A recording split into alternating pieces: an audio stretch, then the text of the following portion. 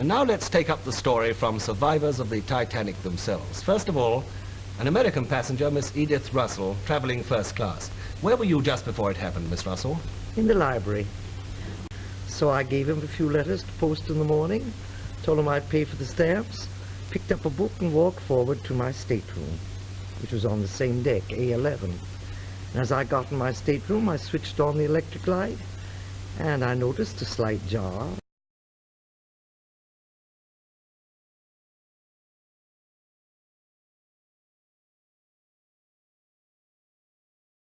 How did you find out what in fact had happened? Well, I went down to the working alleyway where my cabin is, number 7 Glory Hole. I was standing there talking to 2 or 3 fellas, and the carpenter came along, and I heard him say, the bloody mailroom's full of water.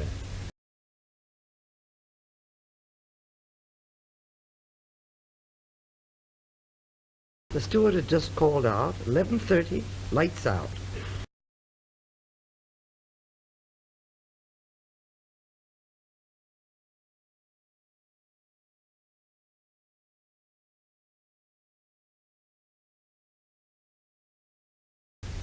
I said, what's that ship, mailroom full of water? He said, yes.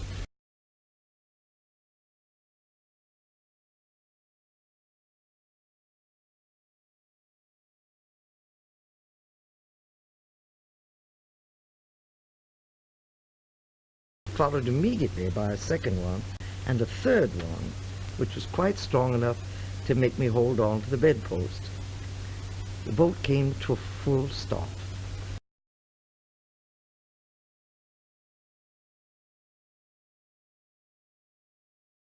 I walked forward to my window and saw a grayish-white mass drifting by. I was very much surprised and decided to take my fur coat and go out on deck and see what it was all about.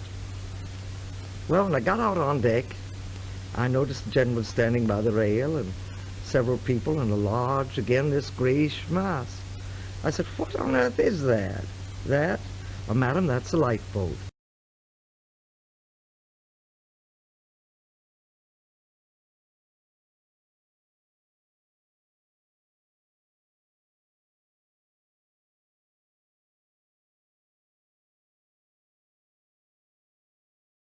And it was very, very cold. I asked one of the officers if there was any danger.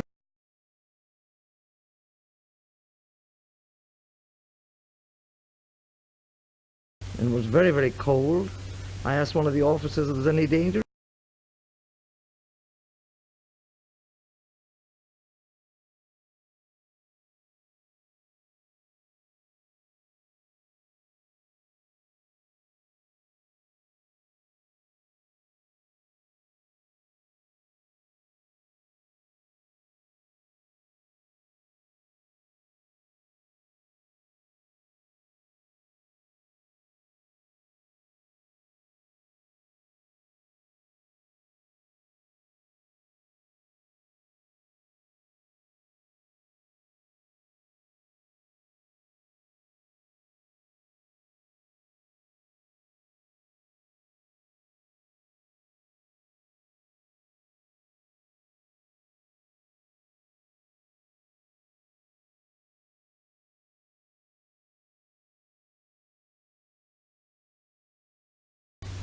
Simple as that. No danger as far as you were concerned. No danger. Now, what about Mr. Witter, second-class smoking room steward? What did you think the Titanic had hit, Mr. Witter? Well, I didn't think she'd hit anything. I thought she'd dropped a blade from the propeller, you know.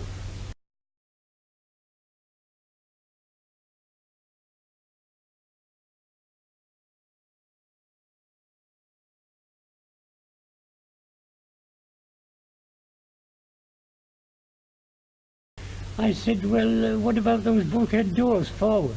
He said, they're not holding, Jim.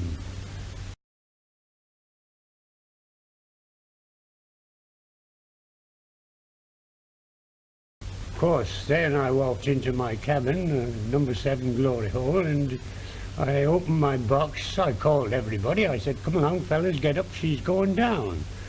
So I opened my box, took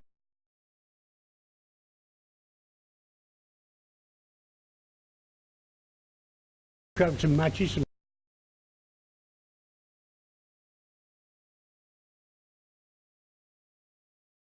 cigarettes, and I said, come on, fella, get out. What the hell are you talking about? They said, get out of here. And someone threw a boot at me.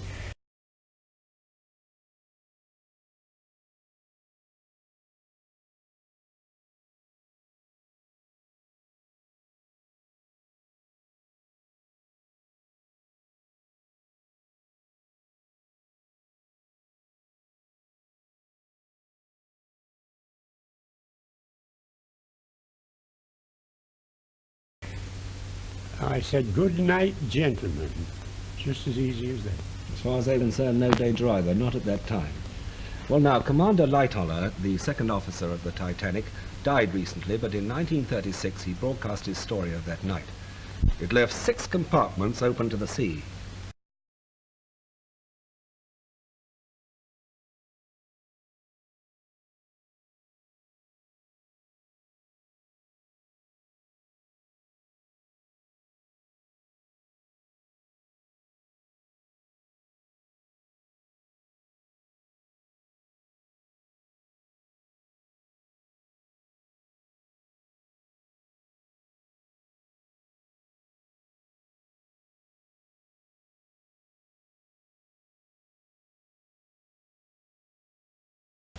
The water flowed into the first 6 compartments forward of number 4 boiler room and caused her bows to sink so much that the water flowed over the top of the aftermost watertight bulkhead, filled the next compartment, then overflowed again into the next one, and so on. By 2:15 a.m., it's the beginning of the end.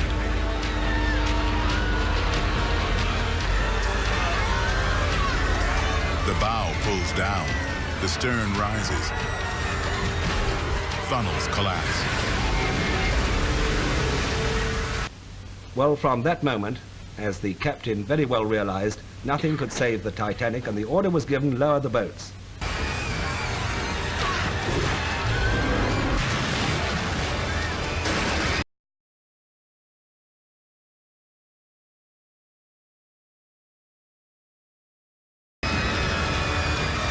The ship fractures.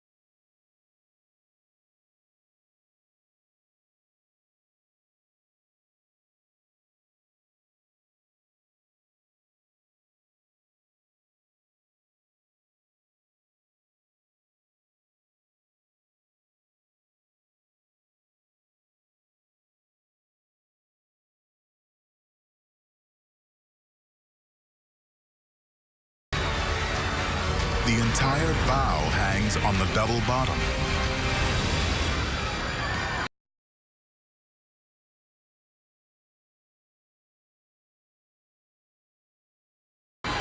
Amazingly, it holds on.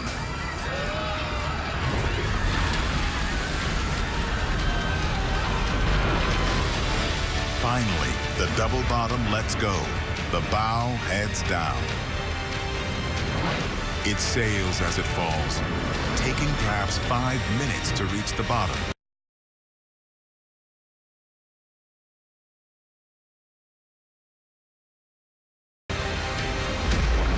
The cargo hatch flies off.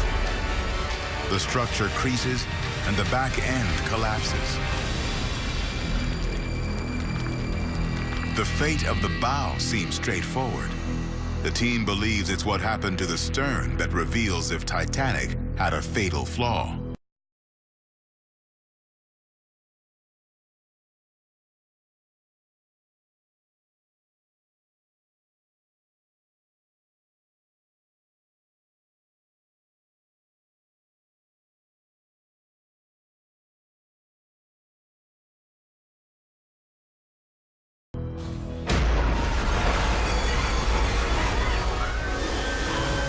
Once the double bottom releases the bow, the stern briefly settles back. And eyewitnesses saw the stern settle back and for a moment thought, well, maybe the ship will float after all. But it's just a cruel illusion. Now she starts down. Boilers fall out. The deckhouse tears off. The double bottom bends back and separates.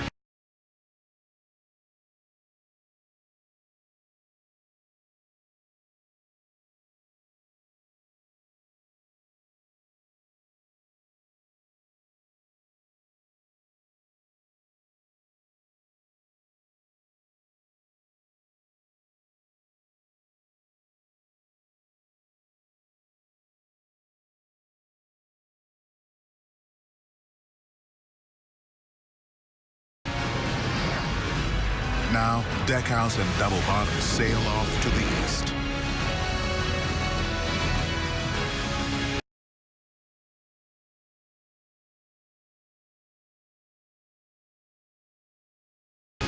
The stern inverts and goes into a spiral.